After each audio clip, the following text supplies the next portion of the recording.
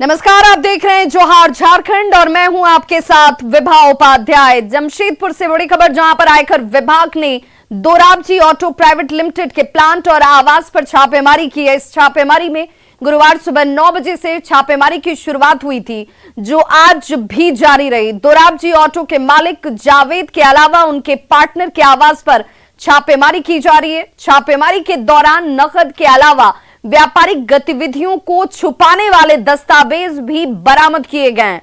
आयकर विभाग ने करोड़ों की बेनामी संपत्ति भी जब्त की है। छापेमारी का नेतृत्व रांची के अधिकारी कर रहे हैं और इसमें जमशेदपुर की टीम सहयोग कर रही है। फिलहाल ये अभी भी छापेमारी जारी है। और संवाददाता प्रभंजन कुमार हमारे साथ इस वक्त ज्यादा जानकारी के साथ फोन लाइन पर जुड़ चुके हैं रांची से। प्रभंजन, ये टीम अभी भी छापेमारी ही कर रही है? जी बिल्कुल, छापामारी अभी जारी है। लगातार ये छापामारी कल से शुरू हुई है और अभी तक देर शाम तक वहाँ छापामारी की जा रही है। और आयकर विभाग के जो वहाँ पर अधिकारी हैं, कितने की बेनामी संपत्ति की जानकारी अभी मिल पा रही है? ऐसे इस छापामारी में अगर कहा जाए तो ये बात बिल्कुल कोई भी अधिकारी जो है वो बताने को तैयार नहीं है। लेकिन सूत्रों के मुताबिक कहा जाए तो ये लाखों की करोड़ों की संपत्ति जो है वहाँ पर आपका सामने आ रही है कि जो बेईमानी संपत्ति है, इस तरह की करोड़ों की संपत्ति सामने आ रही है। लेकिन इस पे पुष्टि जो अधिकारी नहीं कर रहे हैं, कोई बात करने को तैयार नहीं है। लेकिन छापामारी अभी की जा रही है। जी प्रबंधन, क्या सिर्फ ये लॉ नगरी में ही छापेमारी हो रही है या तमाम दूसरे ठिकानों पर भी छापेमारी की जा रही है? जी ये लॉ नगरी के जो है आपका जुगसराय जो है वहाँ पर छापामारी की जा रही है। और दूसरी जगह में अभी कहा जाए तो जमशेदपुर में कई ठिकाने पे तो उसकी जानकारी नहीं है। लेकिन जुगसराय में जहाँ पर आपका आयकर विभाग अनुसंधान शाखा जो आदित्यपुर जो इंस्टीट्यूट एरिया है, फेज 2 में वहाँ पर छापामारी की जा रही है। जी चलिए, बहुत बहुत शुक्रिया प्रबंधन इस तमाम जानकारी के लिए। तो लौहनगरी में आईटी की टीम की तरफ से ये दबिश दी जाती हुई, छापेमारी की जाती हुई, जिसमें करोड़ों की बेनामी संपत्ति का जानकारी होने का दावा किया जा रहा। हालांकि खुलासा इसे लेकर कोई भी अधिकारी अभी इस वक्त करने को तैयार नहीं है। चाईबासा के टोंटो जंगल में आईटी ब्लास्ट में घायल हुए कोबरा के 3 जवानों को बेहतर इलाज के लिए दिल्ली भेजा गया। तीनों को एयर एम्बुलेंस से दिल्ली भेजा गया है। रांची एयरपोर्ट तक पहुंचने के लिए ग्रीन कॉरिडोर बनाया गया। रांची की सड़क पर तेज गति से दौड़ती इन एम्बुलेंस में कोबरा बटालियन के वो 3 जवान हैं जो चाईबासा के टोटो जंगल में हुए आईडी ब्लास्ट में घायल हो गए थे। बुधवार को टोटो जंगल में आईडी ब्लास्ट में कोबरा 209 बटालियन के 6 जवान घायल हुए थे, जिनमें गंभीर रूप से घायल 3 जवानों को एयरलिफ्ट कर रांची लाया गया था। अब तीनों को बेहतर इलाज के लिए रांची के मेडिका से दिल्ली के एम्स के ट्रामा सेंटर भेजा गया है। जवानों को दिल्ली ले जाने के लिए रांची मेडिका अस्पताल से एयरपोर्ट तक ग्रीन कॉरिडोर बनाया गया था। पुलिस की गाड़ियों की निगरानी में जवानों को विशेष विमान तक पहुंचाया गया। जिन जवानों को दिल्ली भेजा गया है वो बुधवार को हुए ब्लास्ट में घायल हुए थे। इनमें एक के गर्दन में, दूसरे के पेट में और तीसरे के सिर में चोट आई है। सर्च ऑपरेशन के दौरान 2 दिनों से चाईबासा के टोटो थाना क्षेत्र के तुम्बाहाका जंगल में आईडी ब्लास्ट हो रहा है। गुरुवार की घटना में 3 जवान घायल हो गए थे। वहीं बुधवार को सीआरपीएफ की कोबरा बटालियन के 6 जवान घायल हुए थे, जिसमें ये 3 जवान भी शामिल थे। चाईबासा के टोटो थाना क्षेत्र में बड़ी संख्या में नक्सलियों की मौजूदगी की सूचना के बाद सर्च ऑपरेशन चलाया जा रहा है। सुरक्षा बलों के भारी पड़ते ही नक्सली मैदान छोड़ के भाग जाते हैं, लेकिन उनके बिछाए आईडी की चपेट में ये जवान आ गए और घायल हो गए। न्यूज 18 के लिए रांची से ओम प्रकाश के साथ ब्यूरो रिपोर्ट। दुमका में सड़क निर्माण कंपनी से लेवी मांगने का मामला सामने आया है। कंपनी के प्रतिनिधि ने काठीकुंड थाने में इसे लेकर लिखित शिकायत दर्ज कराई है। हालांकि डीआईजी का कहना है कि इस इलाके में फिलहाल नक्सलियों की मूवमेंट की कोई खबर नहीं है, लेकिन जिन्होंने भी ऐसा किया है उन्हें छोड़ा नहीं जाएगा। दुमका में मांगी गई 5 करोड़ 70 लाख की लेवी। नक्सलियों के नाम पर पैसे की डिमांड। सड़क बनाने वाली कंपनी पर बनाया गया दबाव। दुमका से सनसनीखेज मामला सामने आया है। दुमका जिले के अति नक्सल प्रभावित काठीकुंड प्रखंड में गांधी चौक से कड़विंदा गांव तक 22 किलोमीटर लंबी सड़क बनाई जा रही है। सड़क बनाने का काम केमिक इंजीनियर्स प्राइवेट लिमिटेड कंपनी कर रही है। कंपनी के प्रतिनिधि से 5 करोड़ 70 लाख की लेवी की मांग की गई। आरोप है कि कंपनी से स्थानीय स्तर पर जुड़े व्यक्ति के पास भारत की कम्युनिस्ट पार्टी नाम से एक पत्र आया, जिसमें कुल निर्माण राशि 57 लाख करोड़ का 10% यानी 5 करोड़ 70 लाख की लेवी की डिमांड की गई है। दर्ज प्राथमिकी के आधार पर पुलिस कार्रवाई में जुटी है। हालांकि संथाल परगना प्रक्षेत्र के डीआईजी सुदर्शन प्रसाद मंडल का कहना है कि इस क्षेत्र में फिलहाल नक्सलियों की गतिविधियां देखी नहीं गई हैं। इसीलिए ये देखना होगा कि लेवी की डिमांड किसने की। डीआईजी ने जांच के बाद कार्रवाई का भरोसा दिया है। सूचना मिली है, इसको हम लोग वेरीफाई करा रहे हैं कि क्या तथ्य है क्या नहीं है, क्योंकि अभी तक जो है जो हम लोगों को जो इनपुट है उसके अनुसार अभी नक्सल मूवमेंट उस इलाके में अभी नहीं है। तो किनके द्वारा किसने मांगा इसका वेरीफाई कर लिया गया है और उसको जिसने भी मांगा है उसको हम लोगों ने चिन्हित कर लिया, चिन्हित करके आगे की कार्रवाई कर। क्या नक्सली इस इलाके में दस्ते मौजूद हैं? अभी तक ऐसा सच किसी तरह की इंफॉर्मेशन नहीं है कि किसी तरह का कोई दस्ता फिलहाल नहीं। अब सवाल है कि अगर नक्सलियों ने लेवी की डिमांड नहीं की तो फिर दुमका में किसने मांगी 5 करोड़ 70 लाख की लेवी? कौन बना रहा सड़क बनाने वाली कंपनी पर दबाव? अपराधी या फिर नक्सलियों की है नापाक हरकत? न्यूज़ 18 के लिए दुमका से नितेश कुमार की रिपोर्ट। गुमला में हाथियों का आतंक थमने का नाम नहीं ले रहा। सदर थाना क्षेत्र के फट्टी काशी टोला में हाथी ने बुजुर्ग महिला की कुचलकर जान ले ली, जबकि विशनपुर में जंगली हाथियों के झुंड ने कई घरों को ही ध्वस्त कर दिया। विशनपुर प्रखंड के लोंगा महुआ टोली गांव में जंगली हाथियों के झुंड ने गांव के बुधनी देवी और मनभरन खेरवार के घर को पूरी तरह से तहस नहस कर दिया। हाथियों के आतंक की वजह से ग्रामीण रतजग्गा करने को मजबूर हैं। गुमला में हाथियों का आतंक, कई घरों को किया क्षतिग्रस्त, बुजुर्ग महिला की ली जान,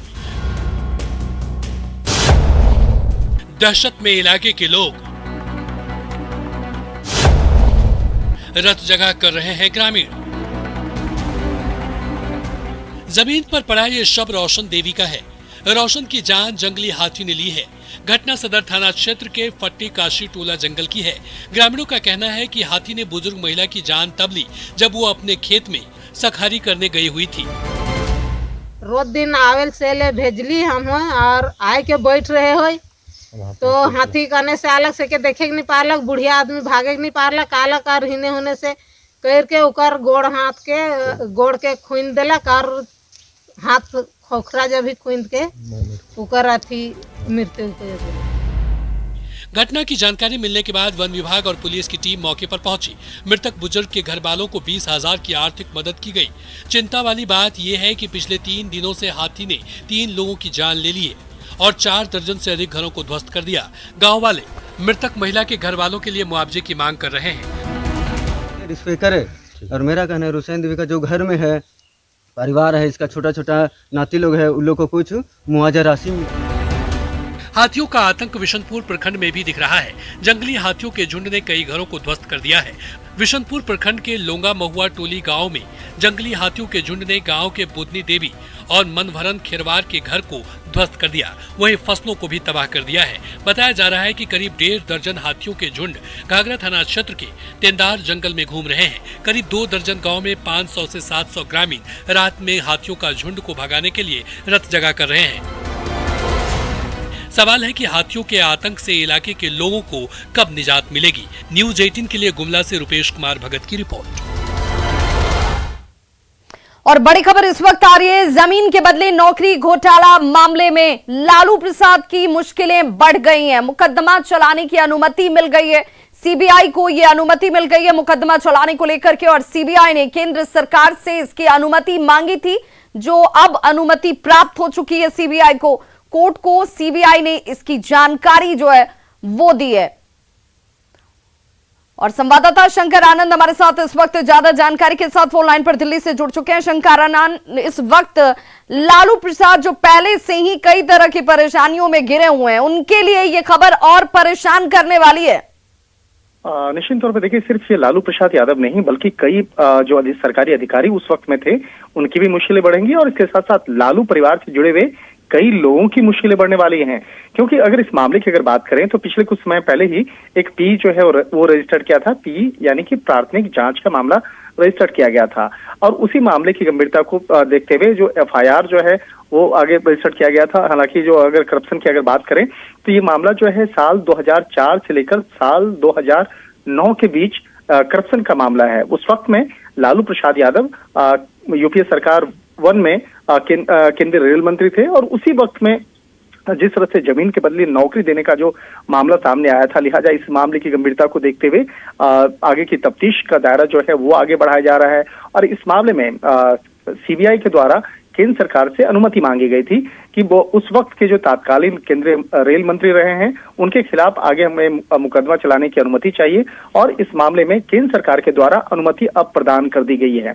यानी अब लालू प्रसाद सहित कई लोगों के खिलाफ आगे मुकदमा चलेगा, और निश्चित तौर पे लालू प्रसाद यादव के साथ साथ कई लोगों की मुश्किलें बढ़ सकती हैं। इस मामले में रियल एस्टेट से जुड़े हुए एक बड़े कंपनी का भी नाम सामने आ रहा है, और हो सकता है कि उससे जुड़े हुए कुछ लोगों से जल्द ही इस मामले में पूछताछ की जाएगी। और जिस तरह से बकायदा कई लोगों को नौकरी देने की बात जो सामने आई, और जिस तरह से इस मामले में जो काफी जो जमीन का जो लेन देन हुआ, तो इन तमाम मामलों पर आगे विस्तार से जांचा जाएगा, परखा जाएगा। और कहा जा सकता है कि इस मामले में सिर्फ लालू प्रसाद यादव नहीं बल्कि लालू प्रसाद यादव के परिवार से जुड़े हुए कई सदस्यों की मुश्किलें जो हैं वो भी आगे बढ़ने वाली हैं। और बिल्कुल, बहुत बहुत शुक्रिया शंकर आनंद इस तमाम जानकारी के लिए। तो सीबीआई को अब अनुमति मिल चुकी है, और ऐसे में लालू प्रसाद सिर्फ नहीं, उनके परिवार से जुड़े हुए दूसरे लोगों की भी अब मुश्किलें बढ़ती हुई नजर आ रही हैं। सीबीआई को केंद्र सरकार से मुकदमा चलाने की मंजूरी जो है वो मिल चुकी है। 2004 से लेकर 2009 के बीच का ये पूरा मामला, जिसमें सीबीआई की विशेष कोर्ट में केंद्र सरकार की तरफ से मुकदमा चलाने को लेकर अनुमति प्राप्त हो चुकी है, और लालू प्रसाद के खिलाफ मुकदमा चलने की अब ये अनुमति हासिल हुई है। सरायकेला की चांडिल से लापता हुए ट्रांसपोर्टर दिलीप महतो को मुक्त करा लिया गया है। 10 जनवरी को उनके लापता होने की सूचना मिली थी, और बाद में अपहरण का मामला दर्ज कराया गया था। पुलिस की छानबीन के बाद वे धालभूम गढ़ में मिले हैं, और पुलिस को दिए बयान में ट्रांसपोर्टर ने कहा कि डिप्रेशन में आकर वो लापता हो गए थे। इधर पुलिस मामले से जुड़े अन्य पहलुओं की भी अब जांच कर रही है। एनएच किनारे पार्क की हुई मिली तो संदेह और भी हमें बढ़ गया। इसके बाद कुछ मीडिया ने और कुछ आमजनों ने और इनके परिजनों में बहुत बेचैनी हो गई, खलबली हो गई कि एनएच से दिन दहाड़े दिलीप महतो जो यहाँ के काफ़ी लोगों में काफ़ी जान पहचान वाले आदमी हैं, इनका बिजनेस भी चलता है और सामाजिक रूप से भी एनएच में दुर्घटना में शामिल रहे हैं, तो काफ़ी सनसनीखेज खबर हो गई उस दिन। देवघर में इफ्को यूरिया नैनो प्लांट बनने का रास्ता साफ हो चुका है। इफ्को के प्रबंध निदेशक डॉक्टर यूएस अवस्थी ने जलसिटी स्थित प्लांट का निरीक्षण किया। अवस्थी ने बताया कि 20 एकड़ में यूरिया नैनो प्लांट स्थापित किया जा रहा है, जिसका शिलान्यास 4 फरवरी को केंद्रीय गृह मंत्री अमित शाह द्वारा किया जाएगा। इस नैनो प्लांट के बन जाने से किसानों को बड़ी सौगात मिलेगी, जिसमें वे कम पूंजी में बेहतर खेती कर पाएंगे, साथ ही युवाओं को रोजगार हासिल होगा। इसके अलावा इफ्को बाबा वैद्यनाथ के नाम पर एक ट्रस्ट की भी स्थापना करेगी। पूरा एरिया करीब 20 एकड़ का है और बहुत अच्छी जगह है, और अमित शाह जी एक स्थान पर हम लोगों ने जगह भी देख ली है, जहाँ करीब 15,000 लोग रहेंगे, उनके सब व्यवस्था का भी इंतजाम हो गया है। और हमें पूरी उम्मीद है कि honourable home minister, operation minister, यहाँ हम एक ट्रस्ट बनाना चाहते हैं बाबा देवघर के नाम पर, जिसमें कि हर वर्ष हम लोग कुछ कंट्रीब्यूट करेंगे। केंद्रीय गृह मंत्री अमित शाह 4 फरवरी को देवघर आएंगे और इफ्को के यूरिया नैनो प्लांट का शिलान्यास करेंगे। गोड्डा के सांसद निशिकांत दुबे ने इफ्को के प्रबंध निदेशक यूसी अवस्थी के साथ आज इस कार्य स्थल का निरीक्षण भी किया। उन्होंने कहा कि देवघर के औद्योगिक विकास के लिए ये मील का पत्थर साबित होगा। इससे एक देवघर का जो औद्योगिकरण है उसमें इफ्को का आना बड़ा विषय है, क्योंकि 4,000 करोड़ का तो इनका साल का प्रॉफिट है और ये मार्केट लीडर है। उसके आने से एक तो लोगों को भी एक प्रेरणा मिलेगी, दूसरा जब माननीय गृह मंत्री जी इसके शिलान्यास के लिए आएंगे पूरे देश भर के लोगों का ध्यान जो है वो यहाँ बाबा के साथ साथ लोगों के रोजगार की तरफ, औद्योगिकरण की तरफ जाएगा।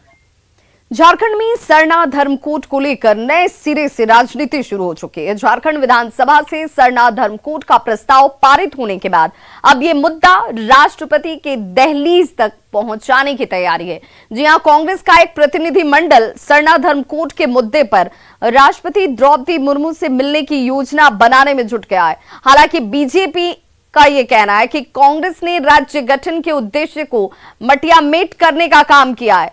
समय पर प्रधानमंत्री नरेंद्र मोदी ये काम भी करेंगे। मुहिम राष्ट्रपति जी की बात है और कल ही बैठक हुई है। अब हम उनको पत्र लिखेंगे और उनसे एक समय मांगेंगे और जैसे ही समय देगी हम लोग जाएंगे, एक हमारा डेलीगेशन जाएगा। नहीं, जरूरी है कि हमने पास करके लोगों की भावनाओं को कदर करते हुए विधानसभा में प्रस्ताव पारित कराए। अब कोड देना का काम भारत सरकार का है, होम मिनिस्ट्री का है। 65 वर्षों तक कांग्रेस पार्टी ने इस राज्य में राज किया है, देश में राज किया है। जो आज सरना समिति के बारे में, सरना कोड के बारे में बात करने जा रही सरकार, जो इस तरह की बात करते हैं, इन लोगों ने क्यों नहीं किया? भारतीय जनता पार्टी आदरणीय नरेंद्र मोदी जी हर समाज का, हर व्यक्ति का चिंता करते हैं और उसका काम करने का काम करते हैं। गुमला पुलिस ने खोरा जामटोली के आर्मी जवान परना उरांव हत्याकांड का खुलासा कर दिया। आर्मी जवान की पत्नी ने अपने प्रेमी के साथ मिलकर अपने पति की हत्या कर दी थी। पुलिस ने इस मामले में पत्नी और उसके प्रेमी दोनों को ही गिरफ्तार कर लिया है। पत्नी ने पूछताछ में अपना जुर्म भी कबूल कर लिया। वहीं घटना में इस्तेमाल किए गए लोहे के रड को भी पुलिस ने बरामद किया है। अनुसंधान में उसमें जो वादनी है हमारी बुद्धेश्वरी देवी है, वो उसको गिरफ्तार किया गया और एक उनके सहयोगी, उसके सहयोगी विनय लकड़ा को गिरफ्तार किया गया, जिससे ये बात प्रकाश में आई कि बुद्धेश्वरी देवी और विनय लकड़ा। और अब देखते हैं झारखंड 2020।